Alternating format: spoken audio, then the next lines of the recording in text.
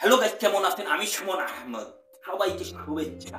Welcome to my YouTube channel. সবাইকে আমার YouTube চ্যানেলে স্বাগত। বিষয় বাংলাদেশের সংসদীয় আসন, অর্থাৎ এই ৩৫০টি সংসদীয় আসন কিভাবে বন্টন করা হয়, এই বিষয়ে আমি বিশ্লেষণ এবং আলোচনা করব। অর্থাৎ এই ৮টি বিভাগে কতটি আসন আছে এবং এই আসন সংখ্যাতে কিভাবে সদস্যগণ, সংসদ সদস্যগণ নির্বাচিত হবে এবং সংরক্ষিত ৫০টি আসন কিভাবে বন্টন করা হয়, এই বিষয়ে আমি আলোচনা করব। আশা করি ভালো লাগবে, সাথে থাকুন। ১,৪৭,৫৭০ বর্গ কিলোমিটার, ৬৮,০০০ গ্রাম, ৬৪টি জেলা, ৪৯৫টি উপজেলা, ৮টি বিভাগে বাংলাদেশে ৩০০টি সংসদীয় আসন আছে এবং ৫০টি সংরক্ষিত আসন। বাংলাদেশের ৮টি বিভাগ হলো ঢাকা, সিলেট, রাজশাহী, খুলনা, বরিশাল, রংপুর, চট্টগ্রাম এবং ময়মনসিংহ। এই ৮টি বিভাগের সংসদীয় আসন হলো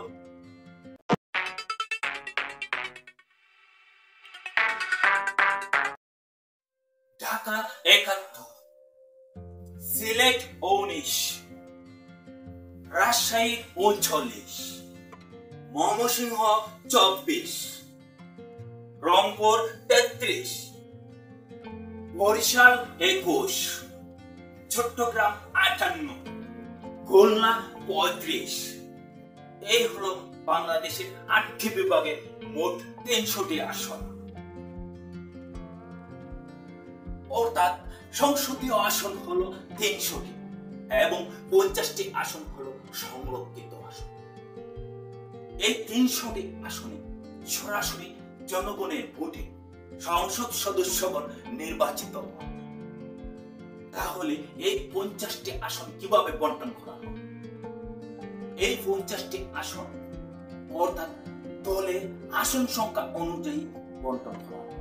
অর্থাৎ যে দল যত আসন পাবে তার ভিত্তিতে বন্টন করা হবে।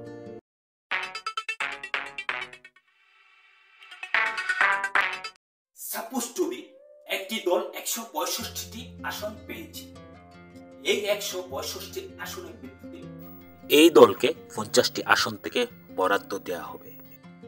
যেমন ১৬৫টি আসন যদি পায় তাহলে ওই ৫০টি আসনে অর্থাৎ ৫৫ আসন এই দলের জন্য বরাদ্দ হবে। এভাবে বন্টন করা। যদি এই দল ১৬৫টি আসন পায়, ওই দল ১৬৫টি আসন পায়, তাহলে ওই দল ৫৫ আসন পাবে। আর ওই ৫০টি আসনে অর্থাৎ ২৮টি আসন ওই দলের জন্য বরাদ্দ হবে, ওই দলকে দেওয়া হবে।